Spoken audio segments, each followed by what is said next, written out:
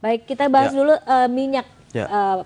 Pak. Kalau dari pergerakannya sepanjang September ini, Anda bisa gambarkan apakah dari sisi grafik ataupun teknikal ini kenaikan akan terus terjadi? Ya, boleh saya kasih lihat grafik ya. Kita bisa tampilkan di layar bagaimana pergerakan dari hasil gambaran teknikal Anda ya. Jadi kalau kita perhatikan dari grafik memang minyak mentah ini mengalami kenaikan yang cukup signifikan ya. Iya.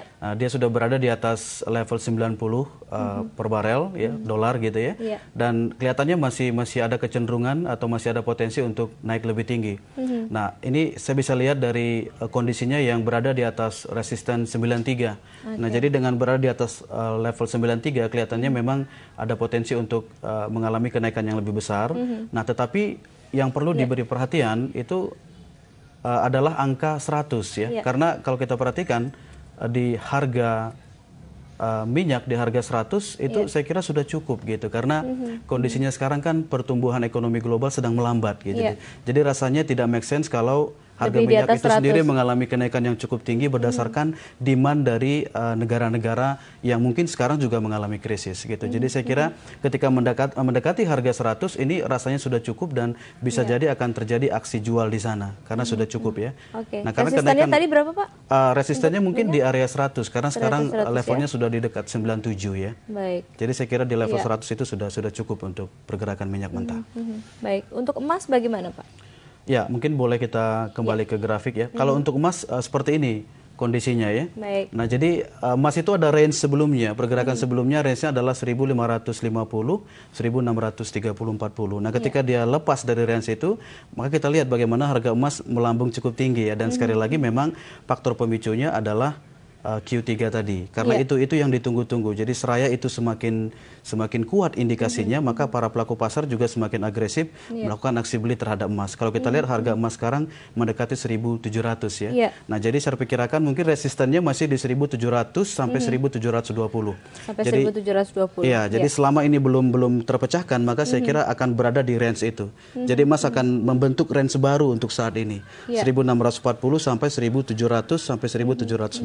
Dan itu akan terjadi dalam waktu dekat atau masih menunggu FOMC antara 12 sampai 13 September? Iya, jadi saya kira seraya mereka menunggu gitu, emas akan tetap berada di level tingginya. Jadi kemungkinan ini sedang kita tunggu apakah pecah 1.700 atau tidak. Kalau dia break lagi, maka target berikutnya yang terdekat adalah 1.720.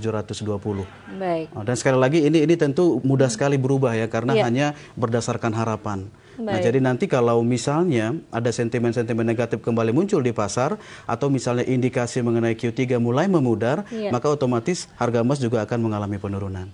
Tetapi batasnya 1.640. 1.640 batas bawahnya di ya. supportnya di situ. Oke, kita akan lanjutkan dengan pergerakan valuta asing. Pemirsa, rupiah diprediksi hari ini masih akan bergerak flat cenderung melemah. Pasar Amerika yang libur pada hari ini untuk memperingati Hari Buruh akan membuat likuiditas menurun. Sementara pada perdagangan kemarin nilai mata uang dolar Amerika terhadap rupiah diperdagangkan di harga Rp9.633, mata uang euro di Rp12.107,72, pound sterling di Rp15.276,97, kemudian yen Jepang diperdagangkan di Rp123. Baik Pak Yohanes, pergerakan mata uang ini, terutama kalau Anda bisa lihat euronya, bagaimana grafiknya Pak? Mungkin boleh kita lihat ke grafik ya. Iya. Ya, jadi Grafik kalau untuk pergerakan euro sendiri ya seperti yang saya katakan tadi sebenarnya kebanyakan pergerakannya itu berdasarkan harapan, hope ya. Jadi semua berharap bahwa akan ada kebijakan dari Bank Sentral Eropa untuk membeli obligasi, kemudian harapan bahwa Federal Reserve akan merilis stimulus baru. Jadi semua ini tampaknya memang mendukung pergerakan mata uang regional mengalami penguatan. Tetapi sekali lagi kalau kita perhatikan dari sisi ekonominya sendiri, kita pasti melihat ini sedang bermasalah. Zona euro itu bermasalah mengenai krisis hutang kan begitu ya. Nah, maka kalau kita perhatikan di grafik kemungkinan besar euro itu akan tertahan di 1.27. Jadi meskipun sekarang mengalami penguatan, saya kira penguatannya sangat terbatas dan penguatan itu sendiri juga ringkih. Jadi mudah sekali akan mengalami perubahan artinya. Jadi ketika mendekati 1.27 saya kira ini sudah lebih dari cukup mengingat dari kondisi fundamentalnya tidak mendukung kalau dia terus mengalami kenaikan yang cukup signifikan. Baik, berarti sekarang ini memang euro yang menjadi perhatian. Ya, saya kira semua akan mengacu ke sana ya. Karena kalau euro sendiri mengalami penguatan cukup besar, maka otomatis mata uang yang lain juga akan mengikuti. Baik. Pak Yohanes, kita break lagi. Pemirsa, jangan beranjak dari tempat Anda, Port Breakfast masih akan kembali dengan informasi produk dan agenda seminar Monex Invest in the Future sesaat lagi.